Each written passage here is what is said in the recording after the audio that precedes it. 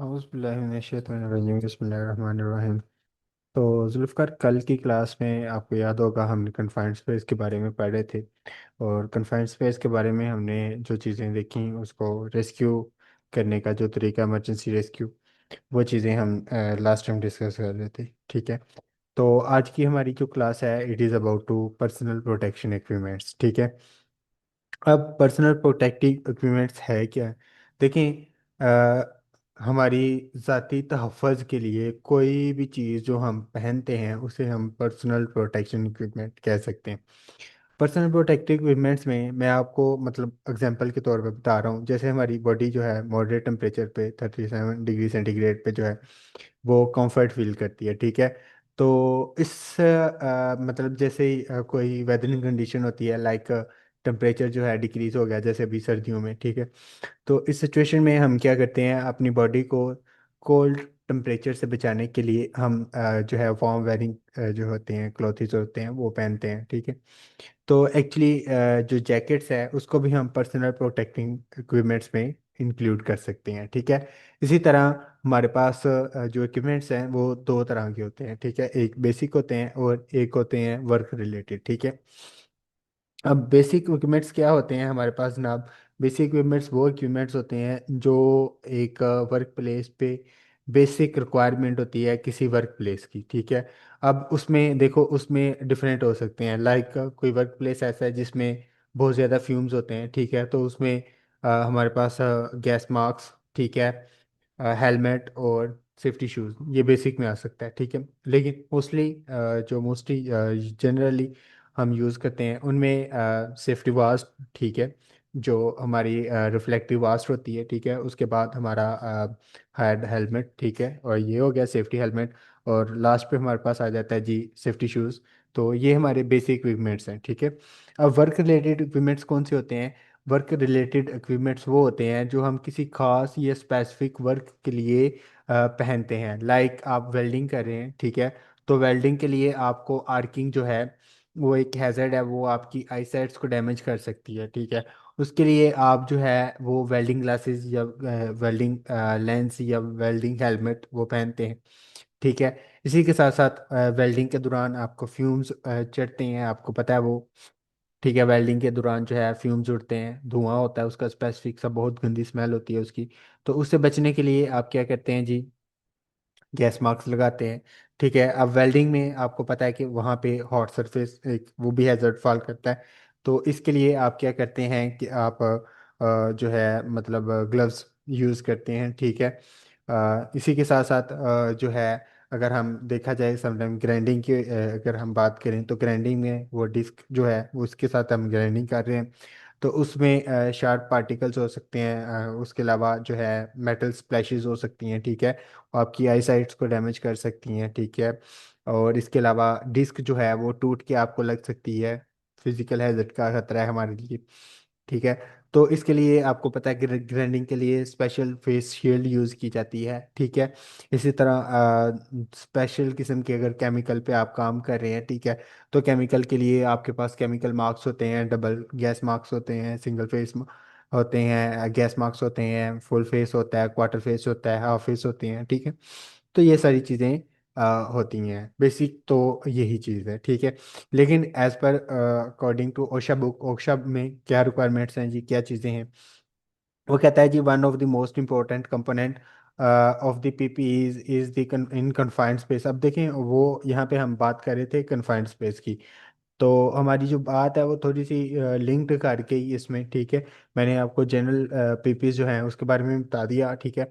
अब confined space के जो पीपीज हैं, कन्फाइंड स्पेस में आपको पता है कि मैंने आपको बताया कि उसमें सबसे ज़्यादा जो मेन हैजर्ड होता है ना वहाँ पे होता है सुफोकेशन का। सुफोकेशन के बाद जो है गैस लीकेज हो सकती है वहाँ पे, मल्टीपल फैक्टर्स हो सकते हैं वहाँ पे। तो सबसे ज़्यादा जो खतरा होता है ना वो ये होता है कि बंदे का सांस बंद हो रहा होता है। ठीक है। तो उसके लिए क्या करते हैं जी, उसके लिए उसे रिस्पायरेटर प्रोवाइड किया जाता है। ठीक है। अब रिस्पायरेटर जो है वो डिफरेंट टाइप के होते हैं। ठीक है। अब इसमें क्या है जी, you will need a physicians to approval the clearance to wear a respirator. आपको एक फिजिशियंस, ठीक है, एक एक्सपर्ट या टेक्निकल पर्सन की रिक्वायरमेंट होती है, अप्रूवल की रिक्वायरमेंट होती है कि आपने कौन से वाला गैस मास्क पहनना है या कौन सा रिस्पिरेटर यूज़ करना है, किस तरह करना है, ठीक है। इसके बाद जो है वो कहता है कि जो रिस्पिरेटर है आपका वो भी टेस्टेड होना चाहिए, ठीक है।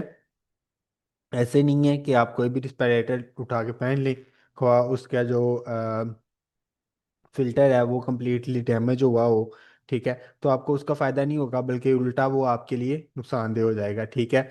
और उसके बाद वो कह रहा है जी other PPs that may be required are, कौन कौन से पीपीज हमें कन्फाइंड स्पेस में रिक्वायर्ड है, वो है हमारे पास फुल बॉडी हार्डनेस। आपको पता है कि इमरजेंसी सिचुएशन में हार्डनेस नहीं होगा तो उसे रेस्क्यू नहीं किया जा सकता, ठीक है। इसी तरह रोप्स हैं, केबल्स हैं फॉर दी रेट्रीवल, मतलब उसको खींचने के लिए in case of the emergency, emergency में। इसी तरह हमारे पास आ जाती है जी हेयरिंग प्रोटेक्शन। समटाइम जो है इस तरह डिपेंड करता है, मतलब अगर कोई इस तरह की कन्फाइंड स्पेस है जहाँ पे बहुत ज़्यादा शोर है तो हम हेयरिंग प्रोटेक्शन भी लगाएंगे। अगर हमारे पास आइज जो हैजर्ड भी हैं वहाँ पे, आई डैमेज, तो हम अपनी सेफ्टी गगल्स भी पहनेंगे, ठीक है।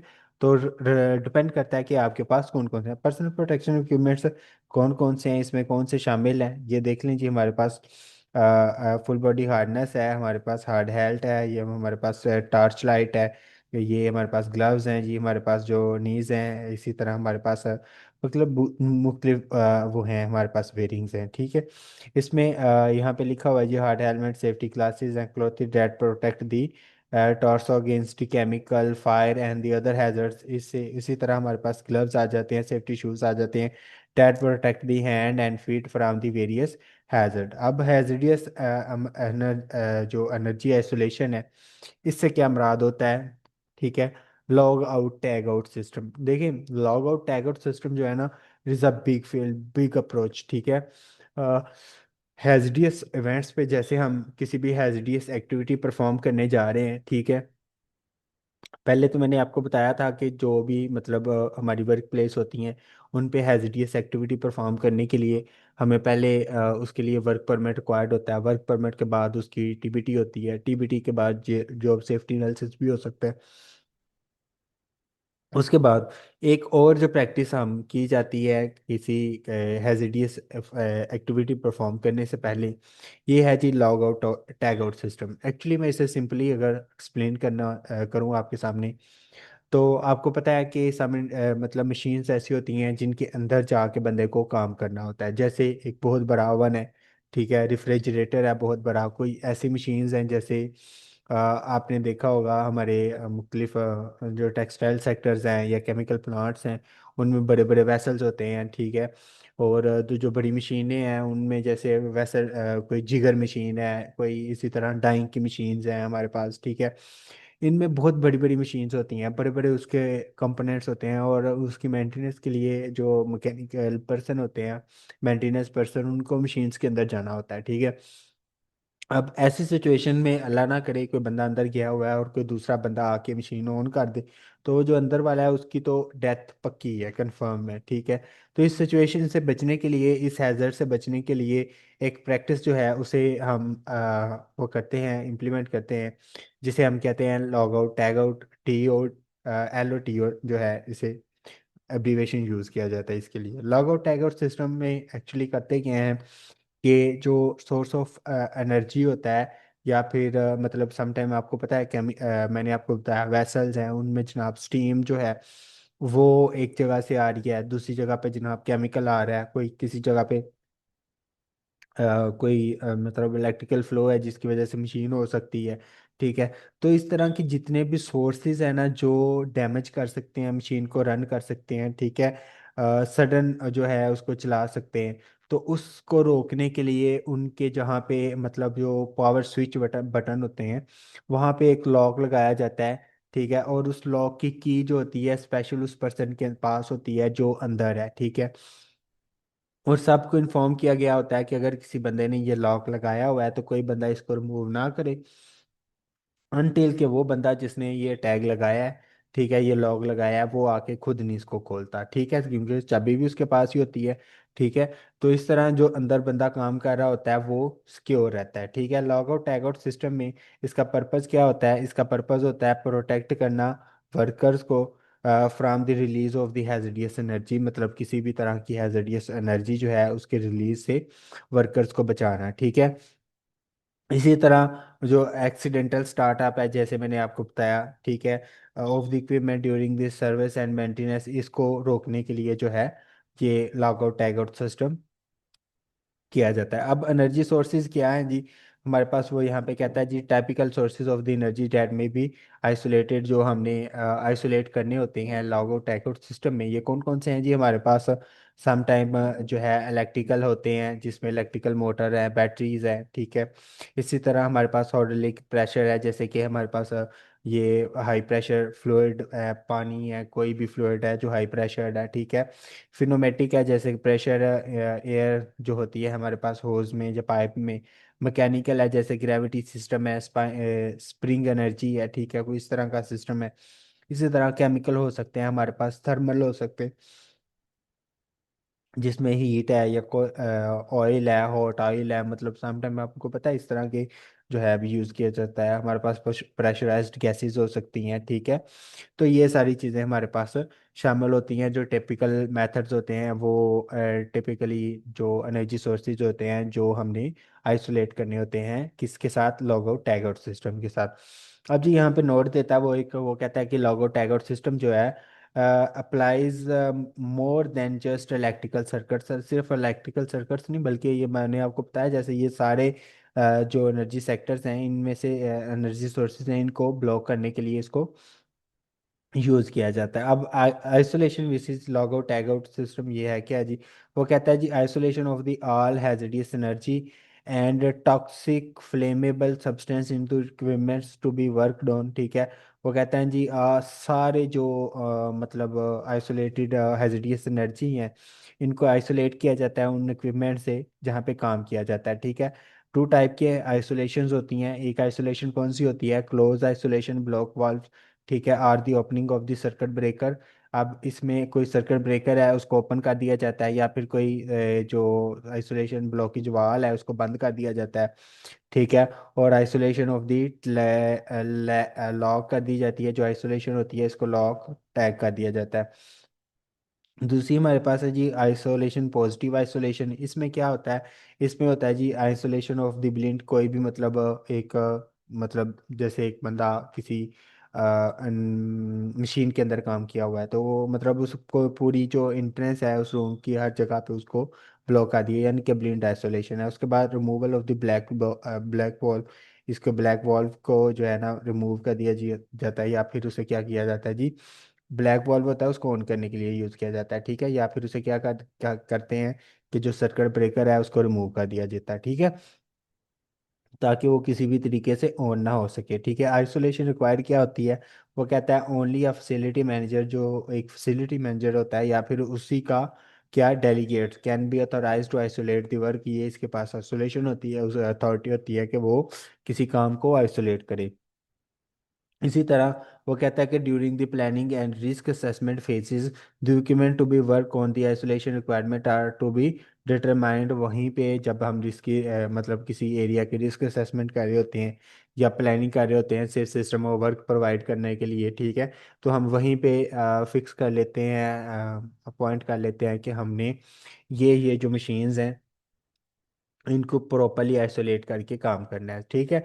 इसी तरह वो कहता है एन इक्विपमेंट आइसोलेशन चेकलिस्ट होती है, एक इक्विपमेंट की आइसोलेशन की चेकलिस्ट होती है, is required to be complete, जब उसको ये कंप्लीट करना चाहिए जब काम कर रहे होते हैं मल्टीपल आइसोलेशन पॉइंट्स पे, is to be isolated for the work, जब हम मल्टीपल सेक्शंस पे आइसोलेशन करके उस पे काम कर रहे होते हैं तो उसको एक चेकलिस्ट होती है जिसे हमने किया जाता है। उसके बाद वो कहता है जनरल वर्क परमिट होता है, ठीक है, आइसोलेशन के लिए, जो पॉजिटिव आइसोलेशन के लिए रिक्वायर्ड होता है। पॉजिटिव फिजिकल आइसोलेशन है क्या जी, ब्लाइंडिंग क्या होती है, ब्लाइंडिंग होती है स्पैडिंग, स्पैडिंग एक मेथड है पॉजिटिव फिजिकल आइसोलेशन का, ठीक है, लाइंस का या फिर वेसल्स का। उसके बाद equipments lines and vessels can be positively isolated by removing the wall. उसके बाद पाइप्स पोल्स हैं, और हमारे पास isolation of the blank fledged है, इसको हम किया जाता है पॉजिटिव आइसोलेशन में, ठीक है, पॉजिटिव फिजिकल आइसोलेशन में। अब बेसिक लॉगआउट टैगों की रिक्वायरमेंट्स हैं, इनकी तरफ आ जाते हैं जी। हमारे पास lockout is used for ensuring the equipment to be work can not be activated by locking out. ठीक है, वो जैसे मैंने आपको बताया था जिस एक्टिविटी पे, जैसे ये यहाँ पे पिक्चर में आपको नज़र आ रहा होगा कि जिस जो है आपने इंस्ट्रूमेंट पे काम करना है, उसकी जो पावर है, सप्लाई है, उसको लॉक कर दिया जाता है। ठीक है, फॉर इलेक्ट्रिकल पावर इक्विपमेंट, ठीक है, इसको यूज़ किया जाता है। It's electrical breaker is to be open locked and tagged. इसको ओपन करने के बाद इसको लॉक एंड टैग कर दिया जाता है। स्टीम टरबाइन ड्राइवर जो होते हैं, मतलब जैसे वो टरबाइन जो स्टीम के साथ चल रही हैं, ठीक है, उसकी मेंटेनेंस की जब भी करनी है तो उन्होंने वाल्व, इनलेट आउटलेट जो वाल्व्स होते हैं उनको ब्लॉक करते हैं, फिर लॉक करते हैं और फिर टैग वगैरह इंस्टॉल कर दे देते हैं। ठीक है, लॉग आउट टैग आउट की बेसिक रिक्वायरमेंट्स क्या हैं जी? वो कहता है lock out tag out system should B both never be use for the tag only. सिर्फ मतलब ऐसा नहीं है कि आप सिर्फ टैग लगा दें, बल्कि लॉग भी लगा होना चाहिए प्रॉपरली। ठीक है, लॉग भी होना चाहिए और टैग भी होना चाहिए। उसके बाद test the equipment to ensure the zero state, मतलब कोई जिस आपने इंस्ट्रूमेंट पे काम करना है, लॉग आउट टैग आउट करने के बाद आपने उसको चेक करना है कि ये टैग रिमूव किए बिना चल तो नहीं रहा। ठीक है, जब तक इसे रिमूव नहीं किया जाता इसको चलना नहीं चाहिए। इसी तरह वो कहता है 6 होल फेस जो है has shall be install at the, मतलब एक ऐसा लॉक होता है जो 6 होल होता है। इसमें क्या होता है जी?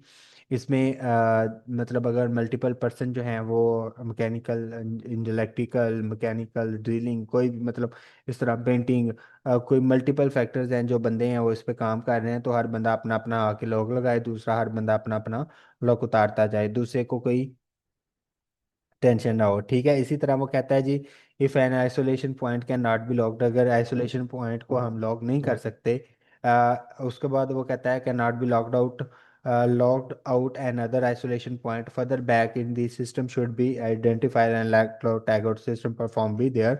अगर एक जगह से हम log out tag out system नहीं कर सकते तो दूसरे में भी कर सकते हैं उसमें। ठीक है, अब वो कहता है only maintenance person who fitted a lock and tag is authorise to move, अगर एक बंदे ने मैकेनिकल पर्सन ने लॉक को लगाया तो वो ही सिर्फ इसको रिमूव कर सकता है। मैंने पहले भी ये चीज़ आपके साथ डिस्कस की है। इसी तरह वो कहता है जी locks are normally to be install following, हमने कब इंस्टॉल करने होते हैं? ऑपरेटर ऑपरेटर का लॉक होता है, इलेक्ट्रिकल का लॉक होता है और मैकेनिकल का लॉक होता है। ठीक है, उसके बाद removed in the following.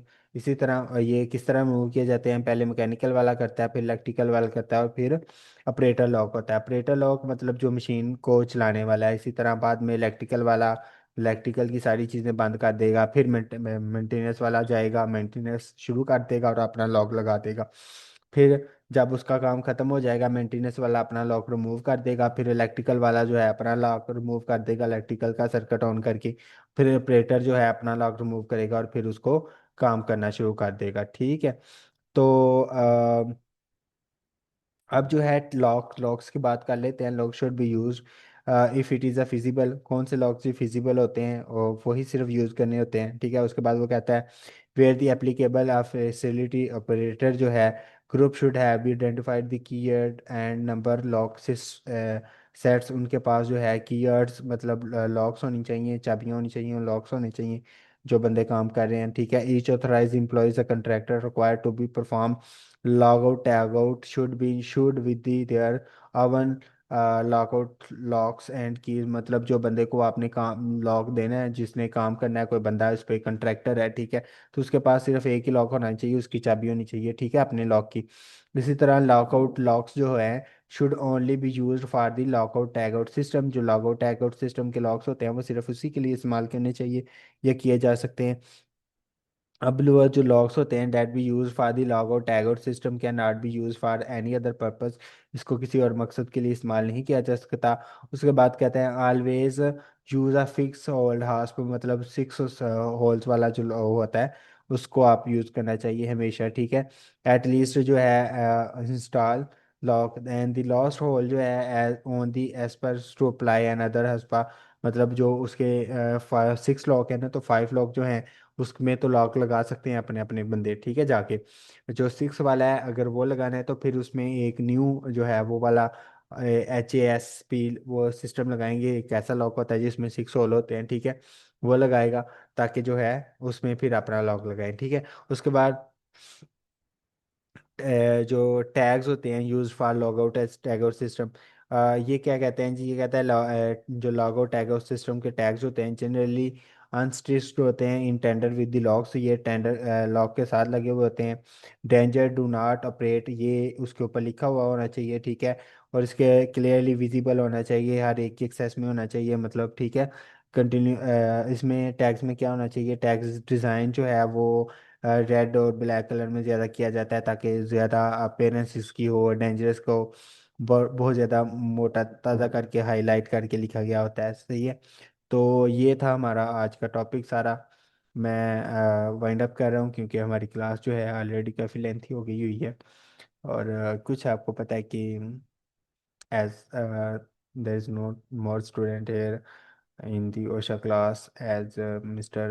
Zulfkar is not able to join the class, so this recording is done by only me my self, ठीक है।